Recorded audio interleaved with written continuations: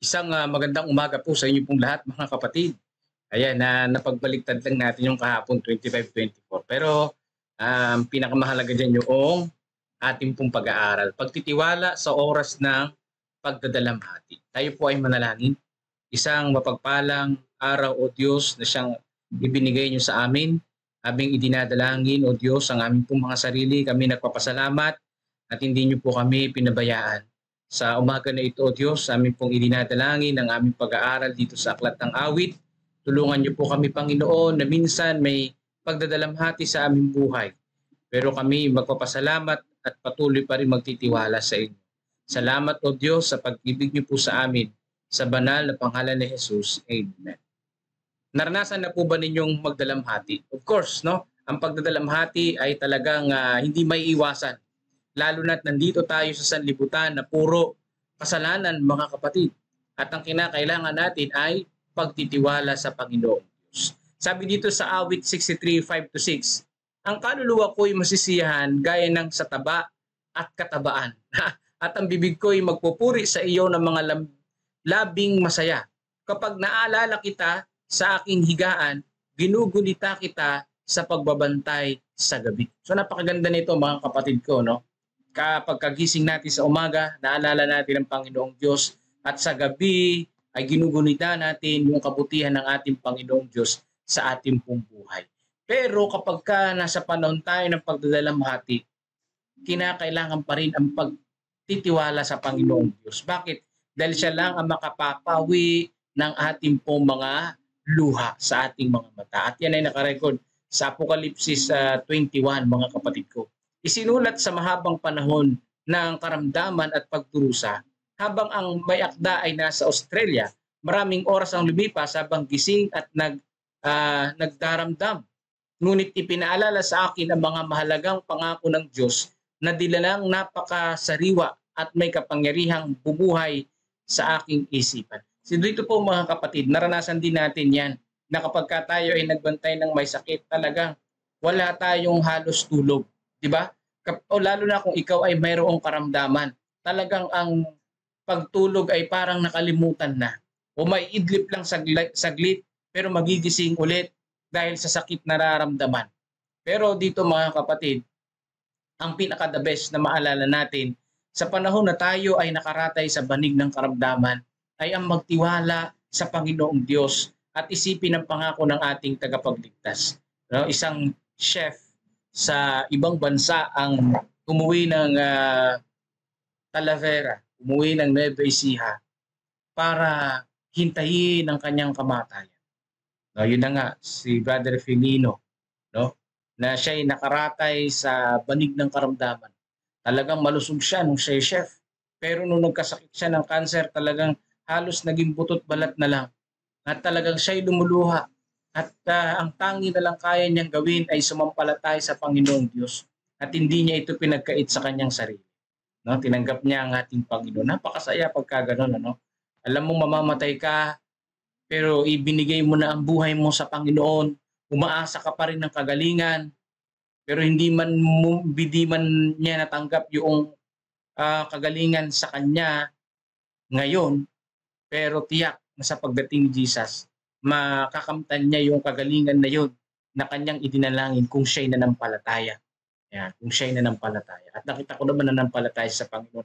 Alam niyo kapag gano'n, kapag ikaw ay parang butot balat na lang, parang ikay sobra na ang iyong karamdaman, ang kailangan natin gawin ay sumampalataya sa Panginoon. No? Magtiwala sa kanyang pangako. Ang mahal na tagapagligtas ay napakalapit sa akin at gusto kong pagnilay-nilayan ang pag-ibig ni Jesus. So ito yung testimony ni Mrs. White. Ang kanyang magiliw na habag at ang mga aral na ibinigay niya sa kanyang mga alagad ay naging malinaw at puno ng kahulugan na ang mga ito ang magpapakain ng kaluluwa na tulad ng makalangit na mana. Kasi mga disciples talaga nung sila'y nangaral, mga kapatid, nagpakain sila ng mga salita ng Panginoong Diyos. Bagamat alam nila na may pagdadalamhati, sila nagtitiwala sa Panginoong Diyos. No? Alam nila may kamatayan, may persecution, pwede silang mapugutan ng ulo, pwede silang bitayin, pero nagtiwala sila sa Panginoon. No? Wala silang pake. Basta't magtitiwala sila sa Panginoon at nagtitiwala sila sa pangako ng ating tagapagligtas. maligtas. Kapag nakita ng Panginoon na nararapat na sabihin, matyagang humiga roon at magmuni-muni, at kapag dinadala ng banal na Espiritu ang maraming bagay sa aking alaala, mahalaga at hindi kayang ipahayag. Sabi dito, hindi ko alam kung ano ang dahilan kung bakit ako magrereklamo. Naalala ko ang mga talata na naging kaaliwan sa akin ng maraming beses sa aking kapigkatian. So dito po mga kapatid, instead na pagrereklamo ang ating banggitin sa harapan ng Panginoon, ano daw po ang ating dapat na maalala at maging kaaliwan natin sa panahon ng kapigatian? Yung mga verses, yung mga talata sa banal na kasulatan. Minsan kasi yung pagrereklamo nagiging parang healing, nagiging parang ano natin parang pagpamanhid ng sakit na nararamdaman natin yung pagrereklamo sa Panginoong Diyos. No? Para bagang automatic na nababanggit natin na Panginoon, bakit ako nakakaranas ng ganito? Ito yung nagawa ko, ito yung ginawa ko, ito yung gagawin ko pa, ito yung dapat kong ma-accomplish pa, bakit ito naranasan kong kapigatian, karamdaman? Pero ito si Mrs. White, hindi niya inisip yun. Kundi, ang inisip niya, na sa panahon ng kapigatian, ang inisip niya yung mga Bible verses na ito ay nakapagbibigay sa kanya ng kaaliwan, lalo na yung mga verses na ang pangako ng Panginoon ay doon ay nakapaloob. Napakaganda nito, no? Bihira yan. Bihirang mangyari yan. At karamihan na may karamdaman, minsan nagreklamo sa Panginoon. Pero hindi naman lahat. Meron din talagang nakakaalala sa Panginoon. Pero dito mga kapatid, no? Ang kapigatian ay mawawala sa piling ng ating Panginoong Diyos. At malakas tayo ngayon. Malakas ako ngayon. Nawa maalala ko yung mga verses na ito, mga talata na ito, kapag ako rin naman yung nagkasakit. Kasi siyempre, ilang years, maikli lang yun no? Kung 70 years old, ako yung magkakaroon ng karamdaman, 40 years na lang yan. Mabilis lang yan mga kapatid ko. Napakabilis lang ng panahon na yan. Napakabilis ng panahon na yan. Time flies, ang sabi nga nila. Kaya mag-ipon na tayo ng mga talata habang malakas tayo. No, para pag nanghina tayo, hindi na tayo makabuklat ng Bible dahil sobrang hina natin, hindi na tayo makabasa. At least meron tayong maalala, di ba? Maganda. Magbaon ka na ngayon ng mga talata. Pagka sa panahon na malapit na tayo mamatay, no, maalala natin yung mga talata na yun. Wala ako nakikitang hakbang sa harap ko habang tumatahak ako sa panibagong taon. Ngunit ang nakaraan ay nasa pangangalaga ng Diyos. Ang hinaharap na kanya ay kanyang awa ay lilinaw at ang inaakalang dilim sa di kalayuan ay maaring lumiliwanag habang papalapit ako. So yung dilim na landas natin, pinaliliwanag ng Panginoon. O matahimik, maligayang kamangmangan, tunay na pinagpala na hindi malaman. Ito ay nagpatahimik sa akin sa kapangyarihang mga bisig na hindi ako pakakawalan. Sabi pa dito, at pinatahimik ang aking malungkot na kaluluwa upang mapahinga sa dibdib na nagmamahal sa akin, kaya't ako'y nagpatuloy na hindi nalalaman, hindi gagawin kung hindi ko magagawa. So dito po mga kapatid, may panahon sa ating pong buhay, sa panahon na tayo nagdadalamhati, parang ayaw na natin magpatuloy. Sa panahon ng kalungkutan, parang bagang gusto na rin nating mawala. Sa panahon ng talagang matinding krisis ng ating buhay, parang ayaw na nating mabuhay. May mga iba na gusto na magpakamatay. Parang gusto na magpakamatay. Sa Hain Banda, no, nag-evangelism, may nabautismuhan dyan. Kinuwento ni Brother Jason na may gusto na magpakamatay. Buti na lang ay nakilala ang Panginoon. No? Kapag nakilala natin ang Panginoon, ay magkakaroon tayo ng tunay na pag-asa sa ating pong mga buhay. Di ba? Nung nabago pa yung isip niya, talagang papakamatay na siya dahil sa paghihirap sa buhay, dahil sa pagsubok, dahil sa mga dalamhati na nangyari sa buhay niya. Nung makilala si Jesus, nagkaroon ng panibagong buhay ang kanyang buhay na parang nanlulupaypay. At hindi lang parang nanlulupaypay, lumalakad sa kadiliman at gusto na nga niyang magpatiwakal, di ba? Mas gugustuhin kong lumakad sa dilim kasama ang Diyos. Diba? Pinakamaganda ito, kaysa mag-isa sa liwanag. Oo nga naman. Mas gugustuhin kong lumakad na kasama niya sa pamamagitan ng pananampalataya kaysa lumakad na mag-isa sa pamamagitan ng paningin. Magandang punto yan. Mas gugustuhin kong lumakad sa lupa na ito, no? Sa earth na ito, na kasama ang Panginoong Diyos, kaysa pumunta ng langit na wala naman doon ang Panginoong Diyos. Parang ganun ba? Di ba? Sabi niya, mas gustuin kong lumakad sa dilim na kasama ang Panginoong Diyos kaysa sa liwanag dahil wala naman doon ang Panginoon. Oo nga naman ano. Kaya yung langit magiging langit kung nandun ang Panginoong Diyos. Yun ang natin mga kapatid. Sa ikalawang pagdating ni Jesus, hinihintay natin, di ba? Pero habang hinihintay natin ang Panginoong Diyos nagbabantay naman sa atin.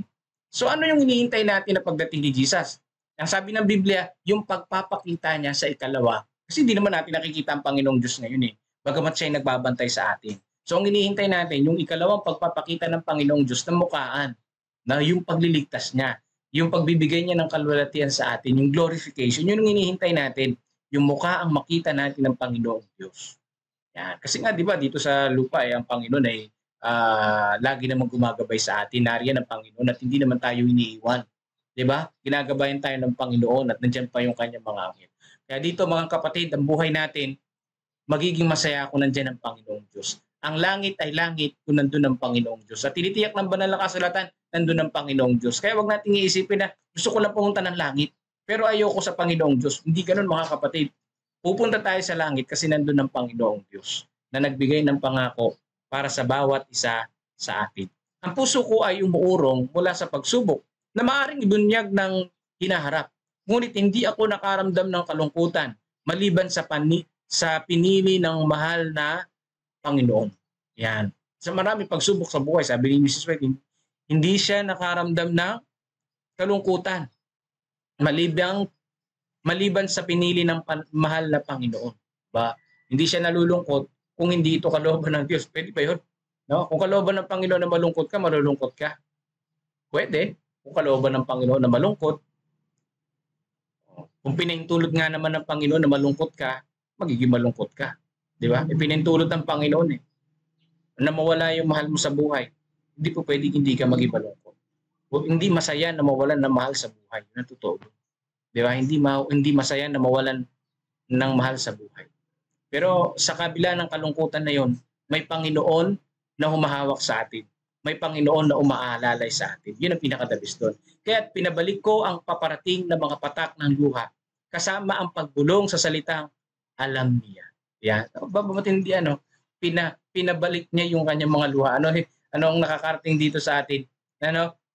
Pwede nating punasan ang ating mga luha. Isang beses na lumuha dahil sa kalungkutan at isipin yung mga pangako ng Panginoon. Kaya yung pamilya nung naglibing kami ay walang maingay na hiyawan ng pag-iyak. Kundi konting luha lang at tumahan na. Bakit? Kasi nasa puso nila may pag-asa sa Panginoon. Naalala ko naglibing kami. Nauna kasi kami doon sa sementeryo. Akala namin ayan na. Ayan na, pwesto na tayo. Pagdating ng karo, nung malapit na babae pala yung ililibing. Lalaki yung ililibing namin. Lipat kami uli. At nakita namin doon, grabe yung iyak. Kabulgulan talaga. Kumpara doon sa mga napabalitaan ng salita ng Panginoong Diyos, yung pag-iyak ay minimize na. Bakit? Kasi may pangako ang Panginoon na kanilang tinitignan. May pangako ang Panginoon na tumibay yung kanilang pananampalataya. Kaya ganun mga kapatid, napakahalaga. Kaya sabi ng Bible, hindi tayo dapat mawalan ng pag-asa katulad ng iba na nagdadalamhati. Iba ang pagdadalamhati ng mananampalataya kaysa hindi mananampalataya. Ang mananampalataya nagdadalamhati na may pag-asa. Pero yung hindi mananampalataya sa Panginoong Diyos, nagdadalamhati na wala ng kapag-asa. Magkaiba yun. Nasaksihan ko yun mismo doon sa sementeryo. Grabe yung luha, grabe yung hagulgol ng mga hindi wala sa Panginoon. Hindi nakapakinig ng pag-asa mula sa Panginoon. Pero yung nakapakinig ng pag-asa mula sa Panginoong Diyos, grabe. Konti lang yung pagluha. Talagang pinigil. Bakit? Yung pabulong na salitang alam niya. Alam niya yung pinagdaraanan ko. Alam niya yung aking dalamhati. Kaya sabi dito sa Awit 63:5-6, ang kaluluwa ko'y masisihan, gaya ng sa taba at katabaan, at ang bibig ko'y pagpupuri sa iyo na mga labing masaya. Kapag naalala kita sa aking higaan, ginugunita kita sa pagbabantay sa gabi. So maraming salamat po mga kapatid sa inyong pagsusubaybay. Nawa sa panahon ng pagdadalamhati, ang pagtitiwala sa Panginoon ang ating maranasan at mangibabaw sa ating puso at isipan. Yan. Pagpalain tayo ng ating tagapagligtas, no? Hindi natin maiwasan ang pagdadalamhati, hindi natin maiwasan ng kalungkutan. Pero pwede natin piliin na maging masaya, maging mapagpasalamat, magtiwala sa Panginoong Diyos. Di ba? Yan ang pwede natin piliin. Bakit? Ang Panginoon ay nakakaalam ng mga bagay na pinagdaraanan natin. At napagdaanan na niya rin yan. Naiintindihan tayo ng Panginoon at handang tulungan tayo ng ating tagapagligtas. Ibalik na natin kay Brother Melvin ang pagkakataon, makapinig tayo ng awit papuri sa ating Panginoong Diyos.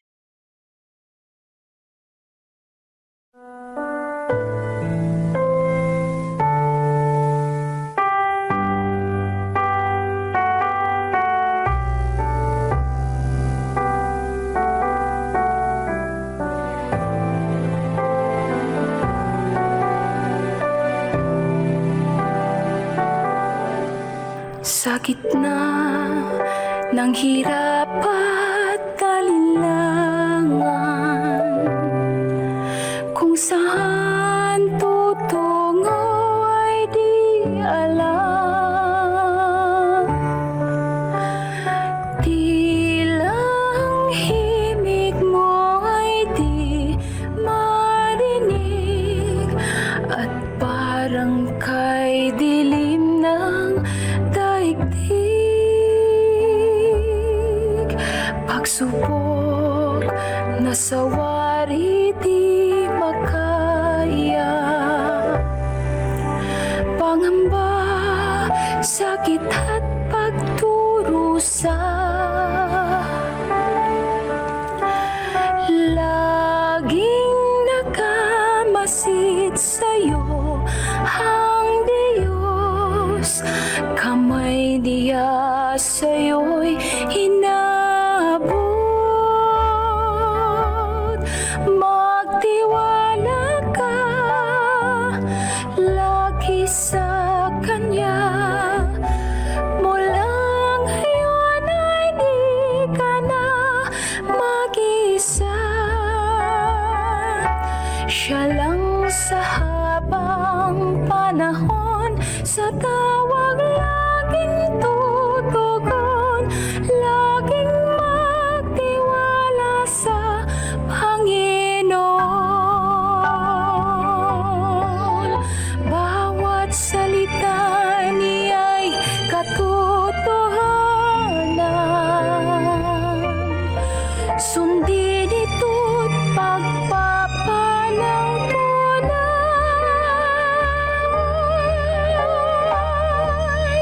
Magtiwala ka lagi sa Kanya.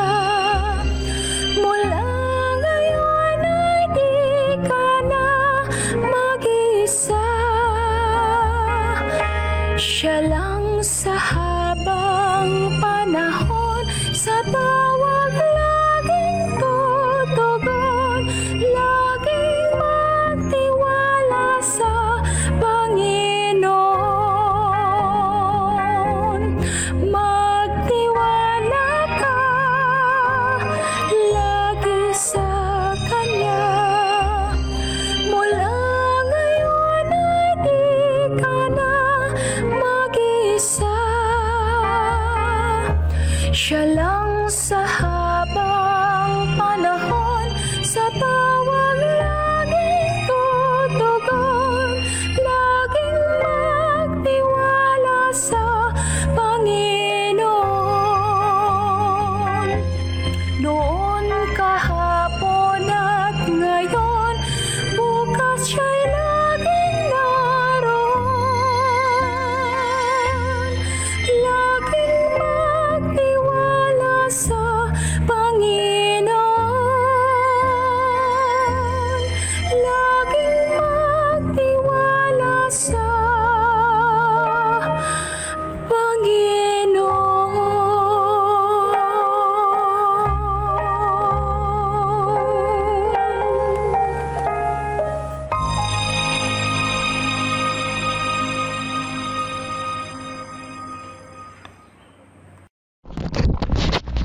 Amen.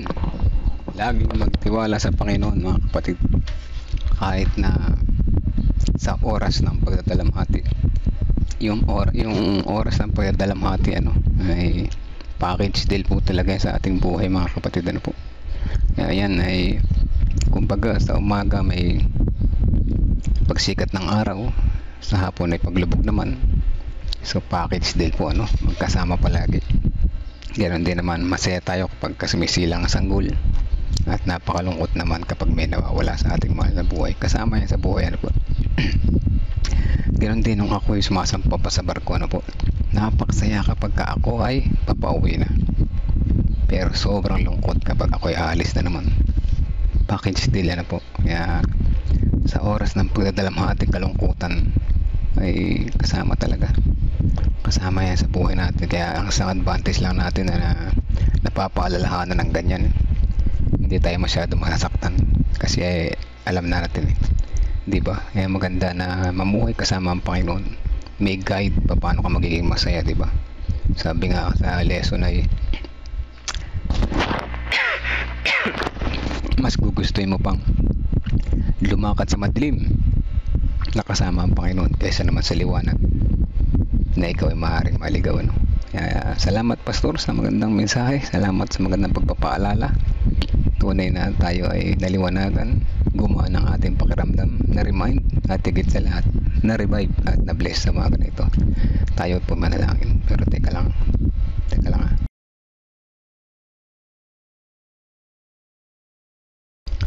Bakit ako biglang inubo? Nasa medyata ako.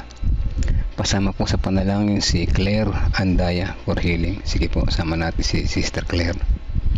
Maraming salamat po Pastor sa napakagandang mensahe ng pag-asa. Tama po, mga kagaya naming may mga karamdaman, lagi naming hiling nasamahan kami ng lagi ng Panginoon. Tama po Sister Ana Rospila.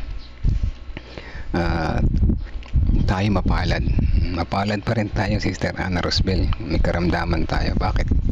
Lumalapit tayo sa Panginoon. Tingnan mo yung mga walang karamdaman, sa palagay lumalapit sila sa Panginoon na kagaya natin. Hindi So sana yung mga hindi na mananampalataya sa labas ay matutunan din naman nila lumapit sa Panginoon. Kaya kailangan tayo na ating ibabahagi ang pag-ibig ng Panginoon. Para lahat tayo lalapit. Kaya nga mapalad tayo ay meron tayong mga ganitong devotional na naunawaan natin at nakikita natin ang tunay na kulay ng buhay. Lagi ko sinasabi, ano ba ang tunay na kulay ng buhay? Yan ay masaya kapag kasama si Kristo. Masaya ang buhay. So yan, sama natin sa panalangin. Tama nga sa pamilya ko, ganun din. Konting luha, sabi ni Sister Nimpa. Konting luha lang dahil alam natin sa may pag-asa sa unang pagkabuhay. Salamat sa pag-asa na alam natin. Tama Sister Nimpa. Sa isang kwento na babanggitin ko sa inyo, nung si mama may sakit, si Aiden yung cancer, kami nalulungkot nung siya may sakit na, maluha na, at doon kami naiiyak talaga. Pero nung siya ay namatay na, nasa church na natin para ilibing na. Sa aming magkakapatid, wala na isang pumatak na luha, mga kapatid. Bakit? Dahil masaya kami at ibinigay ng Panginoon ang the best para sa mama namin at para sa aming kakapatid. No more pain po. At naunawaan namin na yung buhay ay panandalian lang. Kaya ma-advantage natin Sister Nimpa, alaman natin yung katotohanan. Advantage, napakagandang lesson yung mga ganito. Pagkaman narinig na natin dati, masarap ulitin nakapagpapagaan ang pakiramdam. Let's pray po mga kapatid. Ipagpasalamat natin yung umaga na ito. Tayo ay muling napaalalahanan at gumaan ang ating kalooban. Let's pray po. Amang banal na makapangyarihan sa lahat, salamat po muli sa patuloy ninyong paggabay sa amin. Ngayong umaga na ito, ginising kami sa isang napakagandang halimbawa, napakagandang lesson na aming na-remind kami at na-revive at higit sa lahat, gumaan ang aming pakiramdam. Yes, dakilang Diyos, kasama sa aming buhay ang oras ng pagdadalamhati.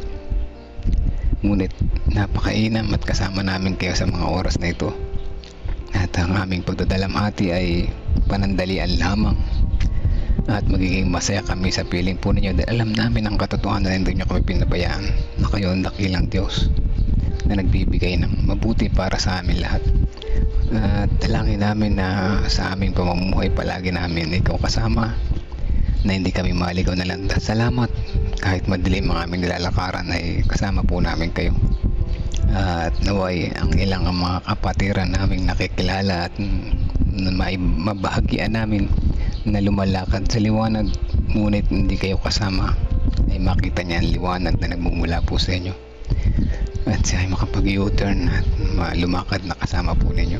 Salamat sa mga pag-asa na binibigay sa amin. Salamat sa patuloy na sa gabay at patnubay. Tunay na ramdam po namin ang inyong pagmamahal. Sa pagpapatuloy, nais namin isama sa panalangin si Claire Andaya na siya ay may karamdaman sa mga panahon na ito, na ang inyong ang kagalingan ng aming dalangin para sa kanya. Hipuin po siya na yung mapagpagaling na kamay, bigyan siya ng sapat na kanyang mga pangailangan at maliwanag na isipan na kayo ang dakilang Diyos na nagpapagaling ng anumang karamdaman, hindi lamang pampisikal kaya din pang espiritual. Turuan po siya at samahan ng Holy Spirit na palagi siya lumapit sa inyo, maging magaan ang kanyang pakiramdam kaya ng ginagawa niya po sa amin. Maraming salamat sa pangako na inyo binigay sa amin. Sa pagpapatuloy, nais namin isama sa panalangin ang iba pang mga kapatiran na may mga prayer requests. Si John Paul Acuevas ay patuloy na kagalingan ng aming dalangin sa kanya. Kaya din si Divina Rodrigueza at spiritual guidance kina Vine Ingrid Makinana at si Clorilyn Abesillas. Dalangin din namin na magkaroon na ng trabaho si Kimberly na nararapat para sa kanya at yung ipagkaloob ito ng ang the best na work para sa kanya at nang sa ganun siya ay patuloy nyo na makasama po kayo sa bawat araw. Ganyan din si Brother Ivan Mariano, ay ang amin din patuloy na sinasama sa panalangin, kagalingan at kalakas at recovery ang aming dalangin para sa kanya. Kagalingan din para kay Judelyn Perolino at kay Joe Noble. Ganyan din ng mga Bible students sa aming nasasakupan. Ganyan din ng mga new baptized naming mga kapatiran. Kasama na rin ang San Leonardo Church at Kawayan Bugtong Church ang mga kapatiran. Patuloy namin sinasama sa panalangin na maging matatag palagi sa pananampalataya sa kabila ng mga pagsubok na dumarating sa buhay. Patuloy namin sinasama si Estrella Gragasin, si Feli Domingo Checo, si Brother Lorenzo Cabiedes, Sister Lorna Cabiedes at Brother Monty Cabiedes na patuloy na kagalingan sa kanilang karamdaman ng aming dalangin. Si Charles Eric Melegrito gayon din at si Sister Alice Melegrito. Kasama na rin si Sister Ana Manuel Alberto Ramos, si Kuyang Boy Balbido, si Marie Chris Balbido, si Pastor James Lotila, si Christopher Umali Coderes, ang tatay ni Brother Dan Rep na recovery ang aming dalangin, fast recovery at kagalingan. Si Ate G Tino Reyes, si Sister Estrella Gragasin, si tatay ni Sister Joy Valencia, sa aming dinadalangin patuloy na siya ay samahan sa araw-araw at safe sa kanyang pamumuhay doon at naway makalabas na siya at makita ang liwanag na nagmumula sa inyo at patuloy na pag-asa na binibigay sa kanya. Dalangin din namin ng mga lahat ng family na nakikinig ngayon na ingatan kami sa buong maghapon, nilayo sa anumang kapahamakan, bigyan kami ng malinaw na kaisipan, matalinong pagdedesisyon sa aming buhay, makita namin tama at mali. Kasama din namin yung family ni Sister Ana Rosbel Tolentino Hermino, good health sa kanilang lahat ng aming dalangin. At gayon din sa good health sa mga anak ni Sister Metin Peligro Cotao, na sinahara and Cory, family ni Ate Milen, family ni Sister Rose Chris Encarnado, family ni Sister Dang de la Cruz, ni Sister Nim Paripera sa Bukidnon, sinasama na sina Tito, Janet Salvado at family, si Rona, si LG, si Robert, buong Munsya family, Acuevas family, at Kusaba family, kasama sina Ariel and Jonah. Kasama din namin sa panalangin si Brother Rudy Masiklat at ang kanyang pamilya na narito sa Pilipinas, malayo sa kanya, at si Sister Chara Joy Valencia. Patuloy na pag-iingat sa kanila, pagtatrabaho doon kasama ang kanilang mga kamanggagawa doon. At patuloy din namin sinasama sa panalangin ang kalakasan at recovery ng mga sumusunod, si Pastor Alex Rigor, kalakasan ni Kuya Bobby, kagalingan ni Ate Lorna, at ganyan si Ate Gigi Concepcion, Gregorio Santin, si Tatay Pentong, si Kuya Mike, ganyan si Kuya Jerry Bourbon, si Ma'am Sheila Casamurin, Sister Erica Eli Santos Rivera, Sister Tina Santos, si Sister Melo Gentibayan, Sister Dora Magana, Sister Nena Salazar, Sister Adel, Tatay Carlito Tomas, si Nanay Fina, si Tatay Rudy, ang parents ni Pastor Nelvian at ni Ma'am Karin, si Maribel Agustin, si Heidi De Leon, ang pamangkin ni Sister Marites Loreto, kasama rin si Ding Bautista, si Pining Eugenio, si John Paul Cheng, si Jinjin, si Sister Wendy, Sister Percy, Sister Risa, Sister Amy Kilantang, si Ate Grace Amano, Ate Esther Lopez, si Brother Benjamin Mundi Camboa, si Dayan, si Marilita, si Sister Pichi, si Renato Santos, si Romnick, Olivia Veronica at Rebecca Francisco, si Precious Cabasog, Princess Jorquina, si Aris C, Sister Nena, si Ate Sally Sanchez, Sister Janet Ontivero, Gina de Guzman, Arturo Duque at Erlinda Duque. O dakilang Diyos sa mga kapatiran na ito, kasama ng aming mga pamilya na nakikinig ngayon. Ingatan niyo po kami patuloy sa maghapon. Ang dalangin namin ay kaliwanagan sa aming pag-iisip, makita namin ng tama at mali, pamapagdesisyon kami na kami papanig po sa inyo sa bawat oras. Salamat sa pagtinig sa aming panalangin. Dilangin namin ito na inyo ipagkaloob sa amin ayon sa inyong kalooban at mga plano, hindi ang aming sa kagustuhan, sapagkat naniniwala kami na kayo ang pinakamarunong at alam nyo ang pinaka-the best para sa amin lahat. Patawarin po kami sa kami nagkulang at nagkasala. In the loving name of Jesus, our Savior. Amen. Amen. Muli po mga kapatid, salamat sa mga prayer warriors, salamat sa mga patuloy na sumusubaybay, salamat sa mga nagsishare. Good morning sa lahat na nandyan sa background. Good morning sa lahat na nariyan sa patuloy na tumatangkilik sa programa. Alam ko nabibless kayo dahil ako rin yung nabibless, ano. Alam ko yan, at kasi di tayo mananatili kundi tayo nabibless, ano po. At patuloy na connection sa Panginoon ang ating dalangin sa bawat sandali. At tayo ay patuloy na lumakad kasama niya. Uy, sa mga taga South Nueva Ecija to, bukas po yung ating camping, ano po, start po bukas sa family camp. Ini-invite po tayo ni Jesus na dumalo, ano po. Isa tayo at matuto at maging masaya kasama ni Jesus bukas, Sabado at Linggo. God bless po sa bawat isa. Good morning dyan sa mga nasa background. At sa mga hindi ko nabati kanina, good morning din po, no. Bukas po muli, ganito ring oras, magkita-kita tayo muli, magkadinigan pala. Hindi nyo ako nakikita, hindi ko kayo nakikita, pero nagkakadinigan tayo, no? Naririnig nyo ako, nakikita ko yung mga sinasabi nyo sa chat. So ayos na po yung sapat na, no? Para tayo ay magkaroon ng koneksyon kay Jesus. God bless po sa bawat isa.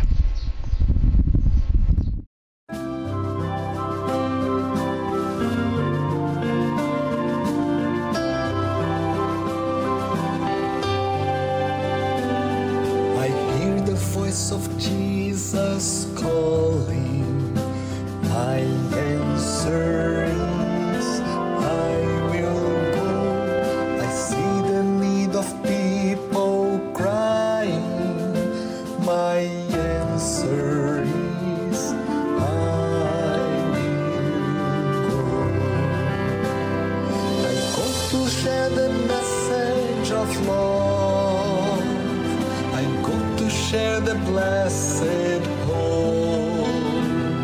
But if I get discouraged, I call to Jesus' help.